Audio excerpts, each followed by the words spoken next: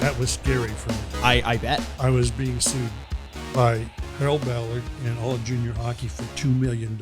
There were two fairly high-profile instances of players that you were working with signing pre-18 years old and then eventually getting out of those contracts due to the concept of infancy in contracts. I'm not sure how much you want to talk about it, but John Tonelli would have been one of those cases. That was scary for me. I bet. I was being sued by Harold Ballard and all of junior hockey for $2 million. So can we talk about the John Tonelli incident? Are you able to get into that? No, I'll talk about the. So why don't you provide us a little bit of background on how this situation started there? After the Wayne Dillon situation, there were agents who were advising players and talking to WHA teams. Right. That there's a possibility you can go and turn pro. And there was no contract that the juniors were signing at that time. So they were free to go anywhere they wanted. Sure. Well, John Tonelli, who was playing for the Marlies when I was with the Markham Waxers, billeted with our family. And the Wayne Dillon situation started, that he was going to play in the WHA. John Bassett Jr. gives me a call. He says, Gus, I want a couple more players that you've got.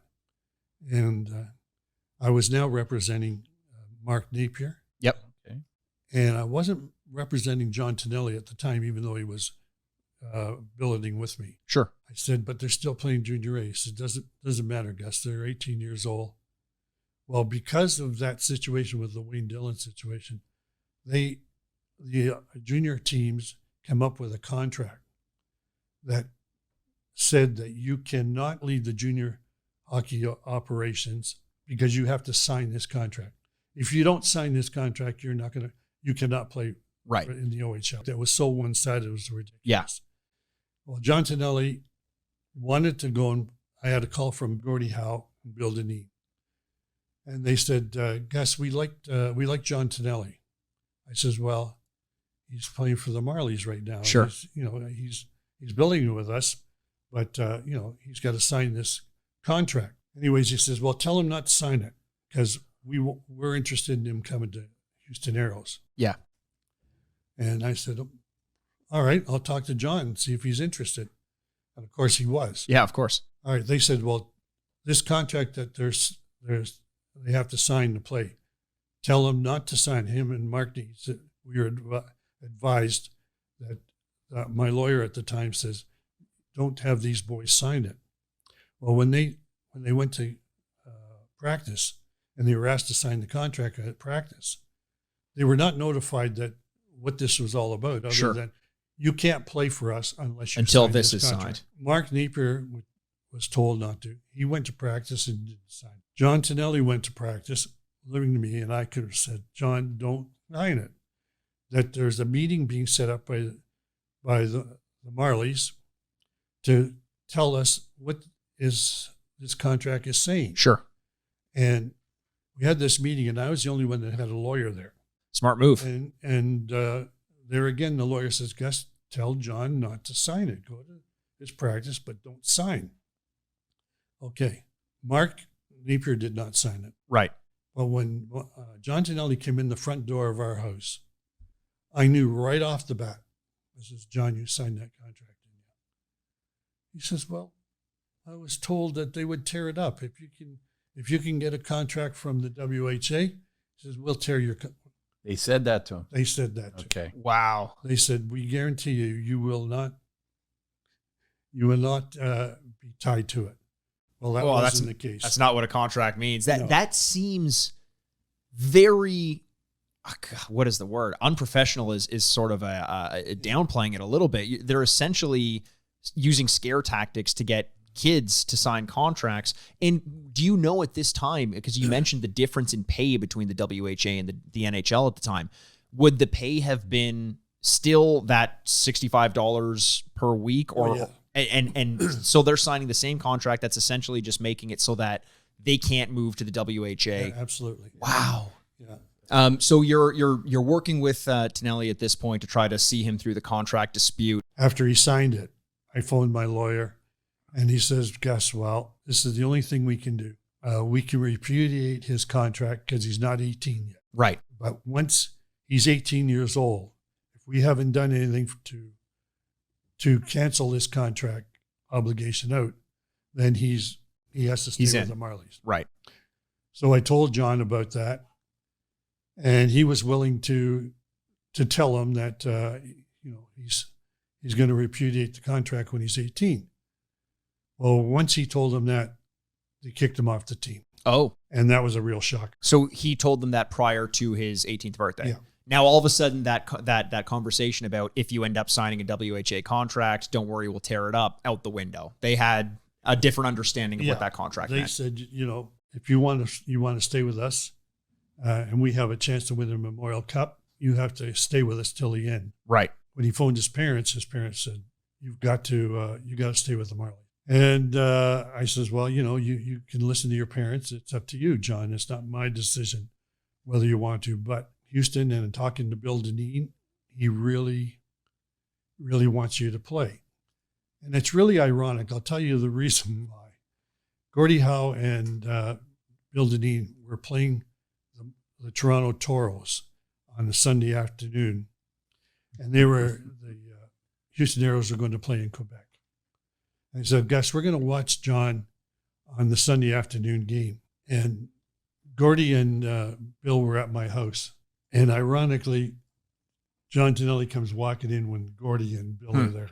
And that was a mistake because, John was, in shock to see Gordie Howe. Yeah, for sure. Of course. And Bill Dineen. For sure. And he's playing the next day in the afternoon. Well, John played that game, and then I watched the game. I've never seen anybody play like a deer in front of a headlight. Oh. He was. Because he knew he was being... He was so bad. He played so poorly. Oh, no. That's devastating. It was devastating. I felt so sorry for John. Yeah. That maybe if you hadn't seen Gordie and Bill, That he wouldn't have been in his own head as much. Wouldn't have been in his own head. Yeah. So John comes in that after the game later that day. He says, "Geez, Gus, I'm sorry." He says, "But I was so nervous with Gordie and Bill Dineen watching me." He says, "Oh, don't worry about it. It's not the end of the world." Bill calls me at 1:00 in the morning. And I says, "Oh, hi, Bill. How you doing?" He says, "Oh, I'm doing good, Gus." I says, I says, "Well, I'm afraid he was a little bit nervous out there." He says, "Well, you know what, Gus? I want to sign him." Oh. I think I was like dead silent. Thinking he was playing a prank, right? I said, "Bill, you got to be kidding me. Yeah. What did you see out there?" He says, "I know I saw a nervous kid out there." He says, "But I still saw potential." Great. I said, "Bill, well, you're the greatest scout I've ever known." That's a great eye. I says, "If you could have seen something positive out there, boy, I thought I was pretty good." But I says, I didn't see one thing that was positive. Well, I think it's important to note as well for people listening that the idea of a scout going to a game was so much more important at this point in time because there was a limited amount of tape and the internet didn't exist for you to just go find clips. Right. This may have been one of his few or limited experiences watching John play. Yeah, well, he hadn't seen him play. Right. Because he was the coach and GM of the Houston Aeros. But I was flabbergasted. He says, "I want to sign him." So I told John, I says, "Believe it or not, John, Bill Dineen wants to talk to me about you and about signing with the Houston Aeros." He says, "Well, let's sign." I says, "But your parents don't want you to leave the Marlies." Sure. Anyways, he went against his parents and he was kicked off the team. So there wasn't anything we could do. He had to finish the season not playing. Could he join the team in Houston at that point? No. No, he couldn't do that. No. So he had to sit it out. Here's the thing, though. He's leaving to go play with Gordie Howe, and was his kids on the team at that point? Mark and Marty? So So your leave, like, how can you not want to take that and get 125,000 or whatever the number was? And told you're going to play on a line with Gordy, Mark, and you're going to be the left winger. Wow, that's incredible. I mean, is it an element of the NHL just knowing that it had the name and was hoping that people would stick around just as a result of that? But I mean, in hindsight, more money, the chance to play with Gordy, and like, it seems like a no-brainer. Yeah, and he was going to make $90,000 a year for 3 years. Wow, that's crazy. But then we were sued by the Marlies and all junior hockey. Now, Harold Ballard owned the Marlies at the time, and Stafford Smythe. Right. So that was those were two tough cookies. Yeah. Right. They were trying to make an example out of it. They would do anything to intimidate. So we were sued, and it was 3 years before we went to court. John finished his 3-year contract, and then we were sued by all junior hockey and the Marlies. Wow. Now, after that 3-year period, though, how long did the WHA last? Was it towards the end of that lasted contract? until about 79. This was 75. So it would have been. So within a year or two after that, they folded into the NHL, right? Yeah. And the court case went 9 days. And I'm crapping my pants. Wow. I'm going to be homeless with my kids. Sure. Well, there's no protection. You have no insurance against that or whatever. No. Right. No. And after 9 days, I talked to the lawyer and I said, why is it taking 9 days? He says, that's just up to the judge. So I says, what are our chances? He says, Gus, you never know. He says, that's what you want to hear. That's from what, me. exactly. Just what I didn't want to hear. Yeah. Anyways, the verdict come out in John's favor. And I said, what was the reason we won it? Because the contract was so one-sided. Yeah. I'm not a lawyer, and I thought, well, contracts aren't supposed to be valid if they're totally one-sided. Right. Which this one was. And he says, we won it on the fact that we repudiated the contract before he was 18. I said, well, why did it take 9 days to do that? I'm sweating bullets here.